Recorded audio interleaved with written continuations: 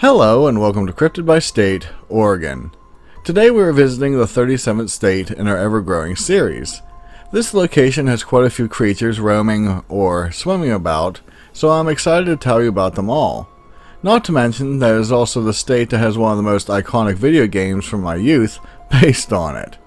So join me once again in our Cryptid family road trip as we are venturing from our previous location of Minnesota and making our long journey west to Oregon.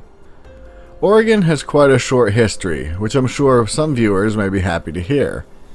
Native people have called this land home for many years, with some saying as far back as 13,000 years ago. There were various tribes, but a few would be the Northern Paiute, Bannock, Chinook, Klamath, and Wallowa. The Spanish are mostly credited with exploring the area, dating back to 1565, but most simply passed through on their quest for the Northwest Passage. It wouldn't be until 1774 when Juan Jose Perez Hernandez would make frequent expeditions onto the land, and this established the area as a prominent trading route. Through the next following years, Britain, America, and Spain all sailed to the coastal areas, mainly for the emerging fur trade. During the early 1800s, there was a unique situation developing where Lewis and Clark would travel to the land and even establish a settlement near Columbia known as Fort Clatsop. At the same time, British surveyor David Thompson would also venture there and write about the land's abundant fur-bearing animals. In relation, the American-financed Astor expedition would establish the first permanent settlement named Fort Astor, or Fort George, along the Columbia River in 1811. It wouldn't remain in American control for long, since due to the War of 1812, it was sold to the British-owned Northwest Company in 1813. This would then lead to both Britain and America claiming ownership of the land since they both had owned the fort. At the brink of war, the dispute was settled with the signing of the Treaty of 1818, which provided for both countries to jointly occupy the land. This worked for a while, until interest in the fur trade grew and President Andrew Jackson decided it was best to terminate the treaty. Pressures began to grow between the countries, and after more and more Anglo-American settlers started establishing claims in the area, a new treaty was struck. On June 15, 1846, the Oregon Treaty was signed, which effectively split the area in half. Following this, the government promoted settlers establishing homes in the new land, known as Oregon Country, which led to it officially becoming a state on February 14, 1859. Oregon has a flag that at first glance appears to be fairly simple in design, but it actually holds a secret. It has a separate and different image on the reverse. This design makes it the only flag in the United States to have an image on both sides. On the front of the flag is the state seal, which has many symbols enclosed inside a shield, which is topped by an American eagle. There is a wagon, trees, mountains, and an elk, all symbolically representing the pioneer lifestyle. There is the image of the Pacific Ocean, where a British man-of-war is departing and a U.S. steamship is entering. Below the wagon is the words, "The Union," which was the area's motto until 1987. Under this is a sheaf of wheat and a plow representing agriculture. A pickaxe is also shown, which stands for mining. Circling all this is 33 stars, which is meant to represent Oregon becoming the 33rd state. After seeing 37 flags so far, you probably already know the date of 1859 is for when it became a state. On the reverse of the flag, we have a lone beaver, which is the state's animal. Okay, so let's get to those cryptids. It is shocking to find that this state not only has a variety of cryptids, but a huge percentage of them are water-based ones. So, let's don our scuba gear and check some out. Starting off our list, we have a creature known as Wally, or Wallowa Lake Monster. Exact descriptions of this creature are hard to come by, but most liken it to a plesiosaur, although earliest legends claim it is a sea cow, not to be confused with a manatee. It is said to have a 10 to 12 foot long neck, a flat head like a hippopotamus, a massive body with many humps, and a long tail that it uses to strike. Legends about this beast date back to stories from the Nez Perce tribe. In this, the tribe was constantly at war with the Blackfeet tribe. Eventually, peace was gained when the daughter of the chief of the Nez Perce named Wallowa became romantically involved with the son of the Blackfeet tribe's chief named Tlaska. At the ceremony, the tribes held a huge picnic where eventually the happy couple got into a canoe and ventured out into the calm Wallowa River. The crowd cheered until they saw a huge disturbance brewing from farther up the lake. The water boiled as it drew near the boat, and suddenly a massive serpent's head rose near the craft. The waves from the beast tossed the craft from side to side. As the crowd watched in horror, the beast circled the little boat and then raised its tail out of the water. It slammed it down on the center of the craft, splintering it and sending the couple flying. Moments later, the water returned to being still, but neither Wallowa or Talaska returned to the surface. Later, a search party was gathered, but nothing could be found. It is said to this day that neither tribe will venture out into the water. On November 5, 1885, the beast was seen again by a prospector who wished not to be named. While on his boat, the beast, which was only 50 yards away, reared its head 10 feet out of the water. Upon seeing the craft, the creature sank underneath the surface, only to resurface on the opposite side of the craft. This time, it let out a sound that was similar to that of a bellowing of a cow. With this emergence, the body could also be seen, and it was said to be extremely large. While in this position, the monster swam along the surface for several hundred yards before vanishing from sight. From that time, the creature has been seen fairly frequently from 1932 to 1981, when it has been seen circling an island.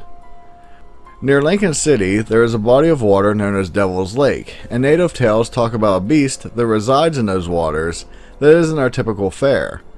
Known simply as the Devil Lake Monster, it goes by the name Wakawan, or Bad Spirit, in the Sioux legends. Typically, when talking about the lake monsters, we think of a plesiosaur, but this one is more akin to a giant octopus. According to lore, the tribe gathered a group of warriors to cross the lake in order to hunt.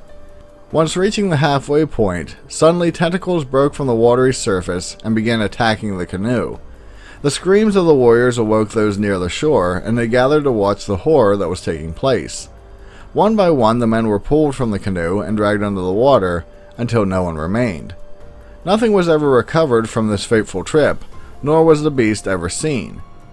Many years following this, tales were spread to visiting missionaries that the creature had been seen again. This time there had been a drought, and the water level dropped so much that it split the lake in two. To their surprise, there on a strip of mud jutting from the water was an enormous fish-like beast appearing to try to free itself. Stories claim that this activity lasted for a few days, with many tribe members watching the creature struggle, but no one dared going close to it. Eventually, this thing managed to free itself, and it is assumed to have escaped back into the deep waters. The final water monster I want to look at goes by many names, but it is found in the Columbia River. It has been known as Colossal Claude, Marvin the Monster, or simply the Columbia River Monster. Descriptions vary, but its body is similar to that of a sea serpent. It is between 15 and 40 feet long, has tan or black-colored skin, and the head resembles a snake or horse. It was first seen in 1934 by a first mate named L.A. Larson, who said it was 40 feet long, had a mean-looking tail, and an evil snake-like face.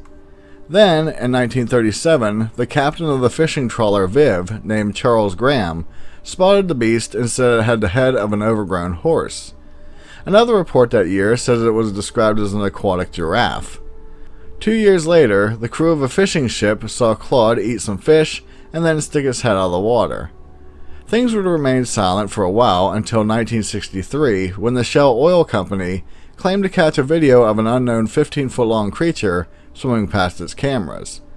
This is where the trail typically goes cold, but I found another report from 2012. A woman, her 2 kids, and her dog decided to walk along Broughton Beach one evening. When it came time to go home, they noticed a long black creature swimming along only 20 feet from shore. As they walked, the creature, whose head was hoisted above the water, seemed to follow them. She tried to convince herself that it was just a sea lion, but its swimming was the same movement of that of a snake, and its head didn't resemble that of a sea lion. What really bothered her was that it was obvious the eyes of the creature remained fixed on her, and she worried it was hunting her or her kids. This whole time she kept her dog restrained, fearing for its safety, but when it did lunge at the serpent in the water, the creature didn't even flinch. At one point, some ducks took notice of the beast and flew away, appearing to realize the danger. This thing followed them for at least 10 minutes when it finally dropped its head underwater and vanished from sight. In breaking from the water, I would like to talk about a cryptid that frequently makes it on our list, but by most searches seems to be largely unknown for the state. This, of course, would be the ever-popular Dogman. I know this is typically left for our honorable mentions section, but the encounters are worthy of a spot here. Plus, I'm tired of being in the water. The story comes from a woman who wished to remain anonymous, but lives in the city of Albany in Lynn County. She states that she has a medical condition that keeps her homebound and frequently unable to sleep at night due to the pain involved with that. In March of 2017, this person was having trouble sleeping when she noticed her neighbor's motion sensor light turn on at 2:30 in the morning. She said it did this frequently and would illuminate the entire side of her house. Out of curiosity, she looked out the bedroom window and was shocked to see the form of what she described as a dogman walking past. Only able to see it from the chest up, she described it as having massive shoulders and a huge head. It had pointed ears like a German shepherd, a long muzzle, its mouth was open, and its tongue was extended out. At this sight, the woman let out a scream, and she claims that at this sound, the beast slowed down for a second, made a smirking expression, and then carried on. A week later, around the same time, she heard something large land on the ground behind her house, and this was followed by a raspy breathing sound. There weren't any windows on that side of the house, so she wasn't able to identify what it was. Following these encounters, she told her husband about what she had seen, and he decided to measure how tall the creature was. By calculating the height of the window, it meant that this being was over 8 feet tall. What is fascinating is that this same woman stated that a few years prior, it was known that a homeless woman had been camping along the river nearby. She later was found dead, and by all reports, her tent and body had been torn up by some unknown animal. In looking into this topic, I did see another encounter with a similar creature in Lane County, near Eugene. In 2000, 4 friends were hanging out in the forest just having a good time. When it was time to go home, they had to walk a long dirt path to a footbridge that ended at the parking lot. While walking along, they all noticed a huge, shaggy-looking dog sitting 70 yards away along a tree line in an open field. It didn't seem to be threatening, but they all stated how enormous this thing was. Halfway across the bridge, one of the girls in the party let out a scream, and this is when they saw that the dog was standing on its hind legs and much closer to them than before. The speed at which it had crossed the field and how quietly it moved unnerved the group. They all ran to the car, and as they got in, they saw this creature was now standing on the outskirts of the parking lot, just staring at them.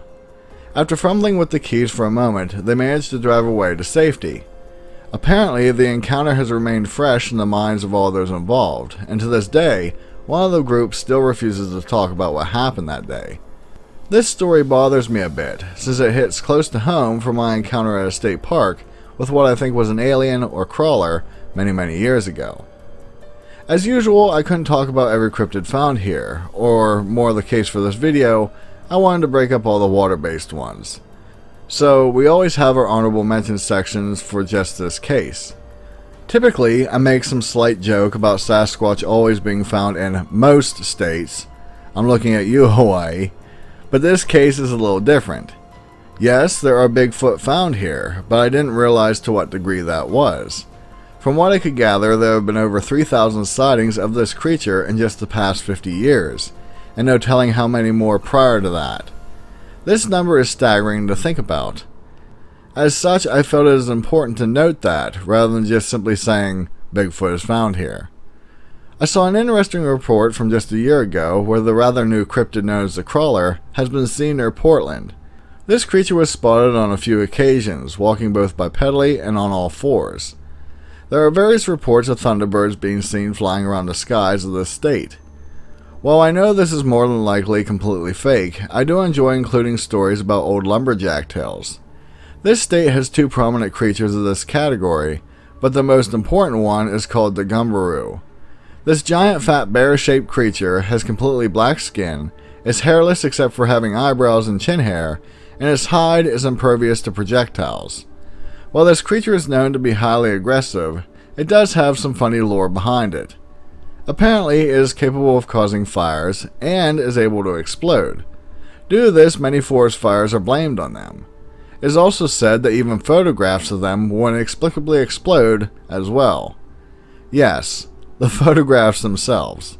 It is said it is best not to breathe the air after one has exploded, since the particles will coat the intestines of an individual with rubber and cause a wrong diagnosis of tuberculosis.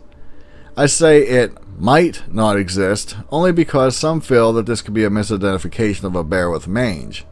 Our final creature is said to share the waters with the Wallowa lake monster, and it is giant crabs. It is said to be a popular pioneer story, but apparently there are similar legends found in other areas around the world. In ending this, I hope you enjoyed the video, and that I made Oregon proud. Before making this, I figured that Sasquatch would be quite prominent, but I never realized there were so many sightings. The other shock was that there were so many water-based creatures. While I understand the state borders the ocean, I thought there would be way more terrestrial-style beasts. As always, remember to keep voting for which state you would like to see next in the Cryptid by State series by writing the name in your comment. We are soon approaching the end of our journey, and I'm interested to find out which state is our final destination. Be sure to join me next week as we will be visiting a very cold location in our Cryptid by Region series. If you haven't yet done so, do please consider subscribing to my channel for more content like this.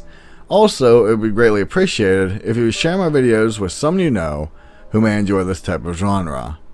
With that, be safe, and I'll see you in the next one. Later.